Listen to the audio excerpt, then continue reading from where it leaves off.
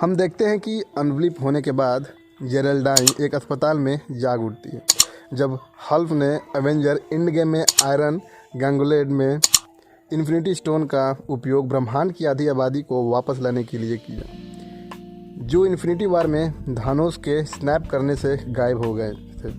इसमें हमें पता चलता है कि जेरेल्डाइन वास्तव में मोनिका रैम्बो मारिया रैम्बो की बेटी है, जो अब बड़ी हो गई है। और इसमें और भी अच्छे से बताया गया है कि अनब्लीप होने के बाद क्या क्या हुआ। मोनिका रैम्बो जब कमरे से बाहर आती है तो वह अपनी माँ को ढूंढती है और वहाँ उसे पहचानने की एक औरत मिलती है जो बताती है कि उसकी माँ 3 साल पहले मर चुकी है और यह भी बताती है कि उसे दोबारा कैंसर हुआ था और उसे पता चलता है कि वह 5 साल से गायब है।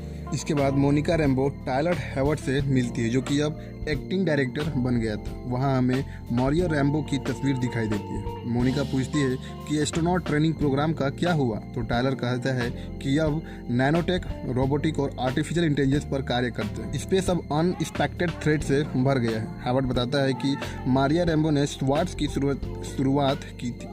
वह बताता है कि FBI गुमशुदा व्यक्तियों की तलाश कर रही है। वैसे वह मोनिका की वह केस लेने के लिए कहता है। फिर मोनिका रैम्बो रोनाल्ड पार्क को कैरेक्टर जिमी वू से मिलता है जिसे हमने एंट मैन मूवी में देखा था। वह वहाँ गुमशुदा व्यक्तियों के बारे में बताता है। वहाँ की लोकल पुलिस बताती है कि वेस्ट व्यू नाम की कोई जगह ही नहीं है, वह ईस्ट व्यू से है।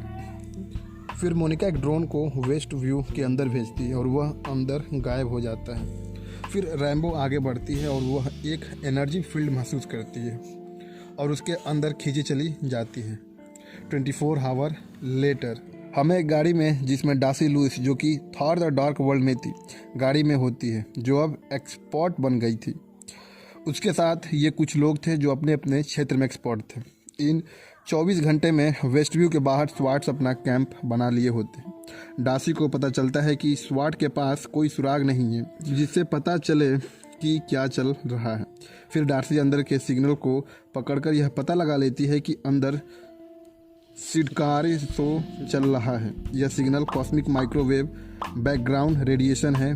उसे फिजियोस्कोप पर वांडा की धुंधली तस्वीर दिखाई देती है, इसलिए वह पुरानी टेलीविज़न मंगाती है। फिर वह विजन को देखती है और सोच में पड़ जाती है कि वह तो मर चुका है। और फिर वह पूछती है कि 2 एवेंजर्स सिटकॉम बना रहे हैं। उसके बाद हम देखते हैं कि स्वाट वाले एक एजेंट को सूट पहनाकर वेस्ट व्यू के अंदर भेजते हैं, जो अंदर जाता है और टनल से बाहर निकालता है और वहाँ उसे वांडा मिलती है और कहती है नो, और सब बदल गया।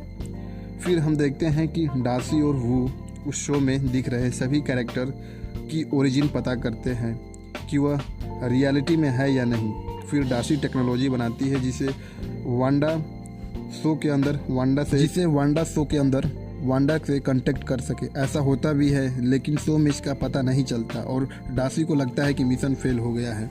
फिर दोनों यह देखते हैं कि मोनिका उस रियलिटी में एग्जिस्ट नहीं कर पा रही, जिसके बाद वहाँ पर वांडा के बचे होने के बाद अल्ट्रॉन नाम लेती है, जिसको डार्सी और वू भी सुनते हैं। उसके बाद क्या होता है उसे कुछ नहीं दिखाई देता।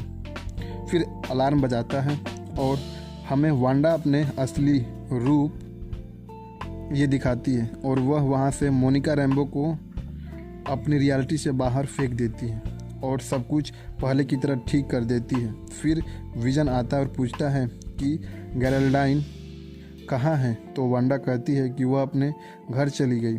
फिर जब वांडा को देखती है तो डर जाती है क्योंकि वह ग्रे कलर में दिखता है, जैसा इन्फिनिटी वार में इन्फिनिटी स्टोन निकाल लेने के बाद दिखता है। फिर वह जब दोबारा देखती है तो सब कुछ ठीक हो जाता है और विजन कहता है कि सब ठीक तो है, अगर कोई बात है तो हम कहीं और जाके बात करें। इस पर वांडा कहती है कि सब ठीक है और यह हमारा घर है, सब कुछ मेरे कंट्रोल में है। फिर हमें मोनिका रैम्बो दिखती है तो रियलिटी में होती है। वह डार्सी और वू से कहती है कि यह सब कुछ वांडा कर रही है। इसके बाद वांडा और विजन अपने अपने बच्चों को लेकर टीवी देखने लग जाते हैं। वैसे जैसे जैसे एपिसोड आगे बढ़ रहा है यह शो और भी इंटरेस्टिंग होता जा रहा है।